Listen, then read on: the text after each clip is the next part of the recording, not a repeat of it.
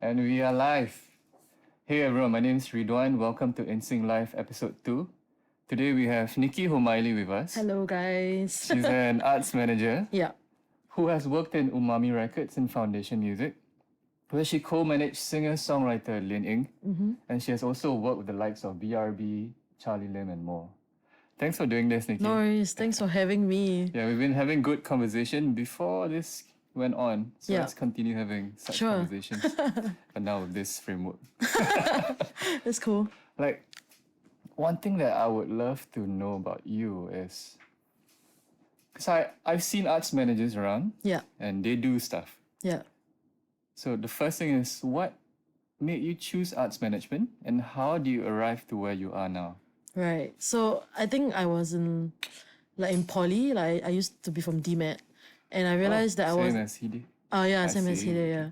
And I realized I wasn't talented enough to be a musician. So there was this module called music business that like intrigued me. And at that point of time, it was like very outdated and very old school. So like I learned about it, but I felt like there was like need more work into that. So it kind of like intrigued me to get into the music business kind of stuff. And I had like artist friends, so I started like managing them like during poly times, like for so fun. even back then. Yeah, I like see. the first artist I managed was Kairu is one. He's a singer-songwriter as well. And then like I just helped with his EPK, book him gigs and stuff like that. It was just part of like trying out new things. And then ever since then I realized that maybe, hey, like this can actually be something that I really enjoy, because I realized I'm not talented to be a musician. I legit wanted to be like a professional trombone player last time. Trombone player. Yeah, I used to play the trombone. Interesting, Yeah. okay.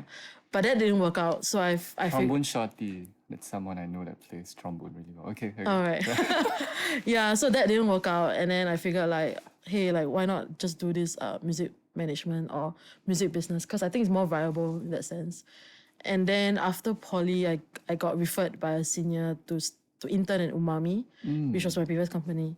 And ever since there, it has kicked off my career in terms of working with like Linying, Charlie, BRB. And ever since then, I've been going out for more gigs and meeting more people. And yeah, I've been in Umami for 4 years already. So yeah, even though I left now, but I mean, yeah, that 4 years has been quite a vital part of my career, especially when it kicked off my, to the industry itself. Because I was like an intern running around meeting people, and I had to meet like Spotify people, Apple Music people. Ever since then, like I actually get connections and meet new people, and I enjoy doing that and like helping artists grow for their music marketing plans. And yeah, I mean, ever since then, I've just been going around meeting people and like doing a lot of this like things for artists. Yeah. Like, how do you first learn how to do it? Or was it through Googling about it? Or was it someone that you saw doing it and you're like, okay, this is how an arts manager should function for someone who's trying to push their art out? Yeah. So Umami had this, my ex-boss, Kevin Fu. Oh, Kevin, yes. Yeah, he was my mentor. So I think he really helped me in like, giving me advice. And each time when I want to do something, because like, like it's all about having the initiative, It's because like as much as someone like is there to help you, you gotta help yourself to like find the right path for you. So even though when I wanted to start out with like managing other artists, I asked Kevin for advice, and he gave me a lot of good like stories of like how he used to manage Linying and stuff like that. And that has turned over of me having the opportunity to manage Linying as well. So I was co-managing her with Kevin, and ever since then I've been like working with the artists that he signs under Umami for their music releases. And yeah, so I think having a good mentor helps. And if that doesn't, if that is not to people's opportunity to have a good mentor, I think it's always about having the initiative to to get yourself out there. It's like you can't wait for an opportunity to come. You gotta create them yourself. That's what I realized lah. Cause like it's like you gotta hustle. Yeah, yeah, it came to mind, hustling. Yeah. It's all about hustling and like getting out there, meet people. Like connections important as well.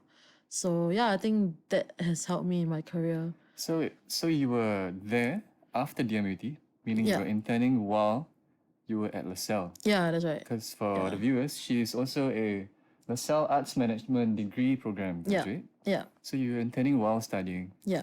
Wow, that's very interesting. So you're studying about arts management while doing it day to day, week to week. Yeah. So on that note, can I ask, like, say co-managing someone at Linying, what would be like a week to week process for you? What happens during the week? Well, it's just like there are so like managing someone is also like whether there's a busy days or yeah, there are also some slow days. Like for example, like music releases coming up, so it's about like coordinating with like, because for example, Linying, she has like different record labels like from the UK and US, so I had to be in the loop of like, you know, coordinating all the things for marketing plans for her music release, for example, and because they come in at, I mean, they release at a different timing as well, so and they work at different timing because they're overseas. So it's all about like, you know, sometimes I go to school and then like I actually doing some emailing, you know, yeah, I mean, it's all part of the hustle and stuff like that. And at the same time, just, you know, sorry, I was about to say something, but I forgot. I wanted to say something. Oh yeah, so like yeah, like, you know, what I learned in Lasalle also has helped me in my day-to-day kind of stuff, because a lot of things that I've learned in Lasalle has always been very theory based, and that has kind of given me a different perspective, and also with the friends that I have, because they are from different art forms, that has also given me like different perspective. And it's like, you know, like going to school, you just gotta pick the things that you want to learn and need for your own career. So that's what I've been doing when I was like in Lasalle and like part-time working at Umami Foundation. So yeah, I think it has been quite helpful then. But at that point of time, it was just time was lacking, because I really wanted to, you know, do this full time, but because school was holding me down. But now I graduated. Hey. Yeah, I graduated last year. Congrats. Yeah, and then I was with Umami for 1 year, and I recently left like last month. So yeah, I think that 1 year has given me like a good like foreground of like what's next for me. So yeah, I actually thoroughly enjoyed my 4 years at Umami, and yeah, Lasalle has helped me lah in some It's way. interesting because from that perspective, you were kind of refining your stats. You know, as a Stats. character, Right. you're learning in LaSalle. Okay, I want this, I want this, I want this, to Yeah. up the stats in this as an arts manager. Yeah. Wow. It's a very unique perspective to be doing it real time or in the real world while Right. studying about it also. Yeah. Would you be open to mentoring someone now? Like how Kevin did it for Yeah, you? I mean, I would really love to. I mean, this is actually one of the reasons why I did this talk. Okay, because like Right, I have right. this because Kevin also gave me opportunities to do like industry talks previously, I see. in place of him, and I think that has given me the confidence to also share my knowledge, and I think that's like my goal in the future, like to also like give back my knowledge to the music industry, or like even aspiring music managers or artist managers, because I really believe in like the younger generation right now, because they have so much ahead in their future. So I guess like I was saying, like in DMAT, what I learned was very like old school. So I kind of wish I actually had someone like giving me like good knowledge about the current situation of the music industry, and that was what lacking in like my time, and I wish to give back to someone like that. So yeah, actually that was the reason why I love doing like these sharing sessions, and I hope to do more. Yeah, just It'd be interesting. Yeah. Like for you to, I guess they call it guest lectures yeah, in schools for music business now. right. Because then it'd be more relevant Yeah. than a syllabus that was written maybe 10 years ago. Yeah, that's right. Right. Yeah, so I think I had. I would want to go for one of these things to listen to you talk. Alright, yeah. I mean, I was with Hide for like the Lasalle talk and Oh, everything. okay. So I think Lasalle also gives like quite good opportunities for you to connect with people as well. So yeah, I enjoy these things. Like a question I have for you is, with regards to an artist, like starting out, or even in the middle of their sort of creative career, they've started writing music and they're thinking about the next step. Where do you think in that timeline an artist should think about potentially having an arts manager in their Right. In their career. viewfinder, in their career? Yeah. So like my own like honest opinion on this is that like I personally feel like especially young artists, they should try out their own, like self-managing in terms of like finding out like how to market their own music, doing a lot of research, because like I always give this advice to like my artist friends first, because like there's no rush to finding an arts manager, but there comes a time when you need an arts manager when you really need to focus on like your own craft, and you know what kind of arts manager that you want. Let's say for example you need an arts manager just for financial stuff or like licensing or whatever, and then you can like focus on your music craft. I think a lot of like younger artists these days, they jump into like, oh, I need an arts manager because I'm lazy to do like the back end stuff, you know. So I feel like there's always a need for like artists to also learn a bit of the back end stuff, so that you know what is a good arts manager, for example. So like you can't just jump into like having an arts manager and then like, oh, she's doing everything for me, then you don't know anything about uploading your music and stuff Can like that. I pause you there for Yeah, a for bit? sure. Because you just mentioned back end stuff. Yeah. Like, so how would you define an arts manager in this current ecosystem and day and age? What is the purview of an arts manager in this world right now? Sorry, what do you mean Like, about that? so let's say you said it's almost like an umbrella term you use, back end stuff. Yeah, So right. what is back end stuff? So it's like the behind the scenes, like, you know, like you represent the artists, you pitch them for gigs, or even like when it comes to as simple as like uploading your music to Spotify or Apple Music.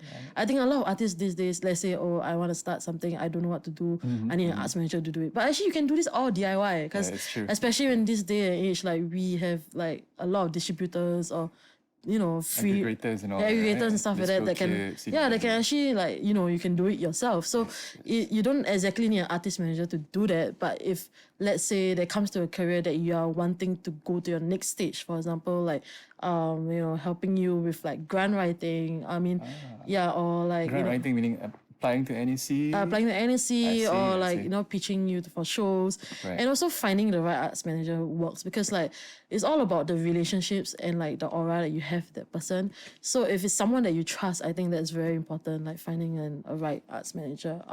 It needs to be someone that you trust, because you are putting your whole career into someone, you know. And then like they also, I mean, it doesn't matter if they do not have the connections yet, but you guys can grow together, you know what I mean? So that's what I did, like in Lasalle, like to work with like friends and who I like trust and like in their music and stuff like that. And then, not Lasalle, sorry, DMAT. Yeah, then after like and then I grew, and then like, so it's all about, you know, growing together as a team, you know. And it's not necessary to have an arts manager like ASAP. Like, you know, kind of thing. Just take your time, figure out what's like good for literally you. try doing it for a bit also. Yeah, I think that's very crucial to know what's a good arts manager. Yeah, that's what I do view like your role as a specialist, because I've Specialist? had to do this myself. Oh, like, okay. find distributors or just Yeah. how to push art out Yeah, yourself. yeah. And when I see people like you doing it to a high level for people I respect, then I see the things you all do that people they're not aware that, okay, there's a human being that's pushing all these things out Yeah. in a timely fashion, in a very efficient manner, Yeah. so that their art gets pushed out to the biggest audience that they can have at any point in time. Yeah. So I deeply respect that. Oh, thank you. And so one thing I was wondering, like, what's next for you since you've left Umami? Right. Yeah. So I think I left Umami because my contract ended as well, and I wanted to, you know, figure out what's next, because ever since like poly to Lasalle, you know, I've been working, so I just wanted to take a break and figure out what's next. And I think especially during this COVID time, it has given me some time to work from home and, you know, figure out what's next. So I'm probably gonna do some freelancing in terms of like helping like emerging artists, and also co-managing some artists like Linying, representing them especially, because I think that has been my niche and my passion since the start. It can be as little as like, helping them for their music marketing, for the releases and stuff like that. Like, I think that's what I'm going towards. It's just figuring out what's next. I'm not rushing into it. Okay. So I'm really taking like crucial steps, because like I want to, you know, because I'm still new to this freelancing thing, and it's not, especially at this COVID timing, it's not a good time to freelance, right? Yeah. But thankfully I have this like sideline baking thing. Yeah, I hear you have a home bakery. Yeah, home bakery thing. So it gives me like constant money, but at the same time my passion still like lies within music. So I do want to take some time to figure out like how does this freelancing works. Yeah. It's quite scary, to be honest. It is, right? Yeah. Because it's no certainty. Yeah, You don't exactly. have a monthly paycheck also. That's Exactly, one thing. yeah. One, like how would someone be able to approach you for let's say an indie artist who is now thinking about how I can improve things for myself? Yeah, How can someone approach you for advice? Right. Say, is there what's your Instagram handle? yeah. Or, So like people can reach out to me like at Nikki Wears Tiara. okay. Nikki Yeah. NIKKIWEARS Tiara. I mean that's my personal Instagram. Or would you prefer people emailing you? Yeah, my email is nikkihomaili@gmail.com. If someone wants to reach out to me about like any advice or anything, I'll be happy to have a coffee and chat, Yeah. because it's all about like, like there's a lot of like talented like younger artists these days that we are so focused on like, not as in we don't know about them. So it's all about like like searching for them and like figuring out what's like the new buzzing artist kind of thing. Because I would love to have a coffee with you Sure. as one of these budding artists Oh really? to find out like what are the avenues I can explore Right. beyond this point Right. from your point of expertise and experience. Right. And I'm also sure because you have like a network of connections Yeah. and things like that to leverage on. And Yeah. so I think for the viewers out there, we will list her email address in the description. For sure. So I'll be emailing her also. Cool. You can have my number instead. Oh, yes, that's better. That's better. Yeah. And on that note, we have a featured musical guest Oh per really? episode. That's cool. So it's this band called Odeer. Right. And I had a dream about the band name, but okay, I shall not go into my dream about the band name. But they are a 4-piece instrumental band, Right. and they kick ass. Oh cool. They're gonna play a song entitled AE. So let's listen in for a while, and we'll come back after their song. Take it away, Ryan.